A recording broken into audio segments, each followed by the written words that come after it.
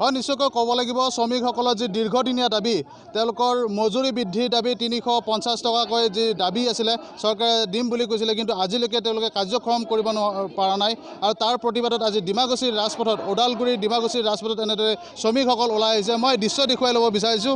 এয়া হৈছে অসম চাহ মজদুৰ সংঘ মঙলদৈ শাখাৰ উদ্যোগত আৰু ডিমাকুছী চাহ বাগিচাৰ গোটৰ সহযোগত আজি তেওঁলোকে মানৱ শৃংখল প্ৰতিবাদৰ জৰিয়তে তেওঁলোকে চৰকাৰৰ ওচৰত দাবী জনাব বিচাৰিছে যে তেওঁলোকে দীৰ্ঘদিনীয়া দাবী যে ৩৫১ টকা বৃদ্ধি কৰাৰ বাবে দীৰ্ঘদিন ধৰি তেওঁলোকে প্ৰতিবাদ কৰি আহিছিলে আৰু সেই প্ৰতিবাদত তেওঁলোকে চৰকাৰে কোনো ধৰণৰ গুৰুত্ব দিয়া নাই আৰু যাৰ প্ৰতিবাদত নেকি এনেদৰে শ্ৰমিকসকল আজি বিজেপি চৰকাৰৰ বিৰুদ্ধে এনেদৰে প্ৰতিবাদত নামিবলগীয়া হৈছে কিয়নো তেওঁলোকে পূৰ্বৰে পৰা তেওঁলোকে দাবী কৰি আহিছিলে যে ৩৫১ টকা এটা তেওঁলোকক দিব লাগিব কিন্তু আজিলৈকে চৰকাৰে কোনো ধৰণৰ এই কথা গুৰুত্ব নিদিয়াৰ কাৰণে তেওঁলোকে আজি ওদালগুৰিৰ ডিমাকুছী চাহ বাগিচাৰ ৰাজপথত তেওঁলোকে এনেদৰে প্ৰতিবাদ কৰিবলৈ ওলাই আহিছে।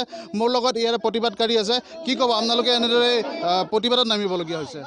আজি অসম চৰকাৰ আমাক এটা সময়ত কৈছিলে যে অসমত যদি বিজেপি চৰকাৰ আহি যায় তেনেহ'লে অসম চাহ মজদুৰসকলক জবান দিছিলে তেখেতসকলে যে যিমান অসম চাহ শ্ৰমিক আছে গোটেই চাহ শ্ৰমিকক আমি ৩৫১ টকা দৰমহা বৃদ্ধি কৰিম বুলি কৈছিলে। তেখেতসকলে আজিৰ তাৰিখলৈকে কোনো পদক্ষেপ লোৱা নাই। গতিকে আমি কোনো পদ্য মানি নলওঁ। অসম চৰকাৰক সকীয়াই দিব বিচাৰিছোঁ যদি আমাৰ এই চাহ শ্ৰমিকৰ মজুৰি বৃদ্ধি নকৰে ৩৫১ টকা নকৰে তেনেহ'লে আমি কিন্তু আগন্তুক আহি থাকে বিধানসভাত সিহঁতক দেখুৱাই দিম যে আমি অসম চাহ মজদুৰ সংঘ কি কৰিব পাৰোঁ বিজেপি চৰকাৰলৈ।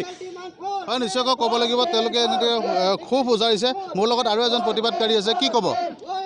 মই ক'ব বিচাৰিছোঁ আমাক বিজেপি চৰকাৰে অসম চৰকাৰে এনেকৈ এটা ৰাজনীতিক আমাক মানে খেলিছে চাহ মজদুৰ শ্ৰমিকৰ লগত মানে যেতিয়া ইলেকশ্যন আহিব তেতিয়া সিহঁতে চাহ মজদুৰ শ্ৰমিকৰ লগত বহিব বিচাৰে কিছুমান চুক্তি হেৰি কৰে এগ্ৰিমেণ্ট কৰে কিন্তু এইবিলাক চব মিছা আৰু আমি এইবাৰে চব গম পাইছোঁ কি আমাক মানে এটা জাষ্ট মানে এটা খিলনা হিচাপত সিহঁতে ব্যৱহাৰ কৰিব বিচাৰিছে আৰু এইবাৰ আমি যিবিলাক কাৰ্যসূচী লৈছোঁ আৰু এইটো ৩৫১ টকা যদি আমাৰ হাজাৰ নহয় তেনেহ'লে আমি মানে বাৰে বাৰে আমি কাৰ্যসূচী ল'ম। দৰকাৰ পৰিলে আমি চাহ বাগান বন্ধ কৰাৰ আমি সিদ্ধান্ত ল'ম। হয় নিশ্চয়কৈ ক'ব লাগিব এনেদৰে তেওঁলোকে ক্ষোভ উজাৰিছে কিয়নো চৰকাৰখনে তেওঁলোকক প্ৰতাৰণা কৰি আহিছে বুলি ক'ব লাগিব। তেওঁলোকে যি দীৰ্ঘদিনীয়া দাবী মজুৰি বৃদ্ধি কৰা ৩৫১ টকাকৈ বৃদ্ধি কৰা যি দাবী তেওঁলোকে চৰকাৰে কোনো ধৰণৰ তেওঁলোকক আগবঢ়া নাই বুলি কৈছে আৰু যাৰ কাৰণে নেকি আজিৰ তাৰিখত তেওঁলোকে এনেদৰে ৰাজপথত নামি এনেদৰে প্ৰতিবাদ কৰিব লগা হৈছে। প্ৰাগ নিউজৰ দৰ্শকসকলে প্ৰত্যক্ষ কৰি আছে এই দৃশ্য ওদালগুৰি জিলাৰ ভেৰগাঁৱৰ ডিমাকুছী চাহ বাগিচাৰ শ্ৰমিকসকলে এনেদৰে ওদালগুৰিটো তামোলপুৰ ৰাজপথত এনেদৰে প্ৰতিবাদ সাব্যস্ত কৰিছে।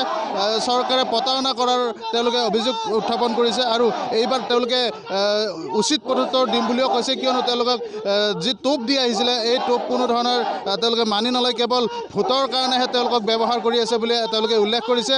কিন্তু তেওঁলোকে জীয়াই থকা তাৰণা যি তেওঁলোকে ৩৫১ টকা তেওঁলোকে দাবী কৰি আহিছিলে সেই দাবী কিন্তু এতিয়ালৈকে চৰকাৰে দিবলৈ বাধ্য হোৱা নাই আৰু যাৰ কাৰণে নেকি এনেদৰে তেওঁলোকে কাম বন এৰি যি বাগিচাৰ কাম বন এৰি এনেদৰে ৰাজপথত নামিব লগা হৈছে আৰু আমাৰ যদি এই প্ৰতিবেদন চাই আছে চৰকাৰে ইয়াৰ পিছত কেনেধৰণৰ ব্যৱস্থা গ্ৰহণ কৰিব শ্ৰমিকসকলৰ দৰমহা দিয়াৰ ক্ষেত্ৰত সেয়া এক লক্ষণীয় হ'ব।